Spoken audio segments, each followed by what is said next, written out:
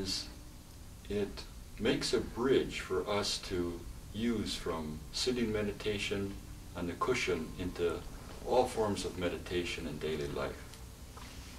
Whether it's sitting, listening to a lecture, going to school, washing the dishes meditation, anything that you want to bring your practice into to further that introspective approach of seeing how patterns of behavior will play out in your life in various times, in various places.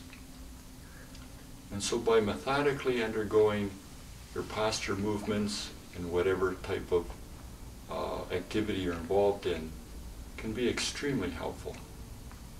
And this has a direct derivative from the walking meditation. The walking meditation is an advantage in pursuing this very goal. Now, we teach a type of walking meditation that is very slow. And when you first start, you may not want to go as slow as I'm going to describe. So spend a little time sort of gearing down, as a matter of saying. But otherwise, you start in a relaxed standing position and you look at the floor about, say, 6-10 feet ahead of you, but not looking down, just with your eyes cast down. And by the way, you may need to catch your balance because it's so slow you won't have the momentum for a normal gait or a pace. But in speaking of paces, walk about 10 paces, about 30 feet. And find yourself in a calm mood. The hands can be at the sides, or you can hold your hands in front of you while you're standing. And then I'll show with my hands themselves, if your foot's like this, your right foot, first start with an inhalation and raise the heel of the right foot, and then pause and exhale.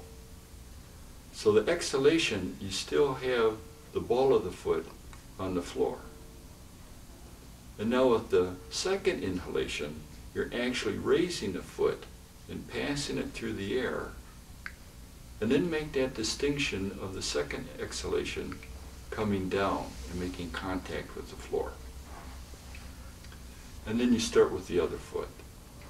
So you can see this is a very slow, methodical way of walking.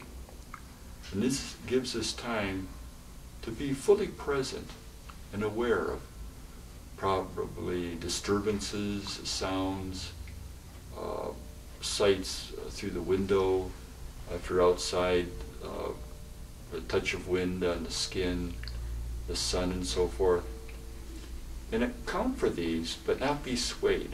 Always pay regular attention to your walking meditation. So again, you lift the heel of one foot up on an inhalation, and pause, exhalation, the ball of the foot still on the floor. And then the second inhalation, actually lifting the foot, passing it through the air. And then the second exhalation, the foot comes down. So now at this point, I'm going to actually get up and do some walking meditation. And you can see that slow, rhythmic, methodical approach as each foot comes up slowly, passes through the air, comes down, and is synonymous or in synchronization with the breathing. Okay, to begin with, we first stand and relax the body. And for the walking meditation, we coordinate the breathing with the feet and the stepping. And this is how we do it.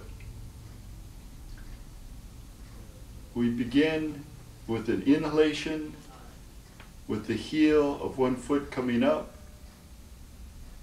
and then an exhalation with the ball of the foot still on the floor.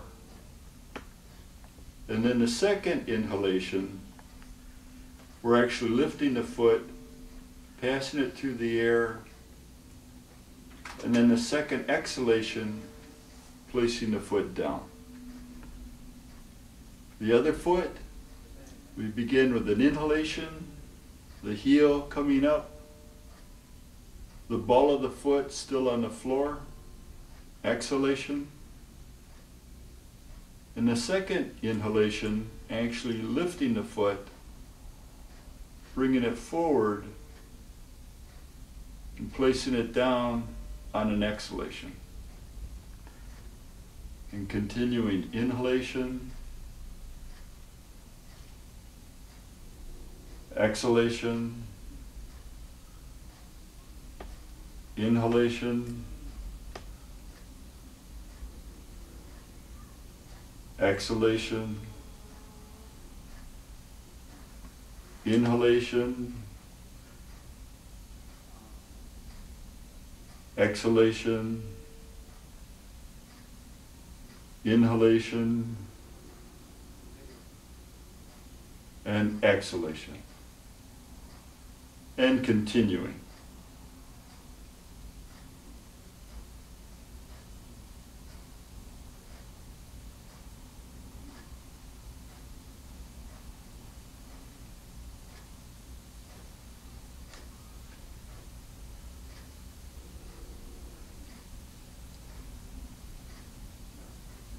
When you come to the end of your walking, say about 30 feet, you stop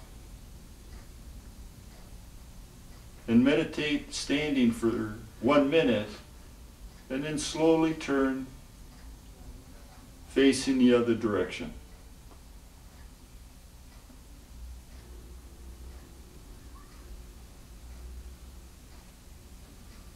Now, to answer some questions you might possibly have, I would say, see how you can decrease the number of distractions. You may be passing things on tables or listening to voices in the distance. Any one of these things that may come up as stimulations, just quietly lay them to the side and continue with your practice. If you feel some pain, you can investigate, see if it's really bothering you to a very strong extent. And if not, just continue on.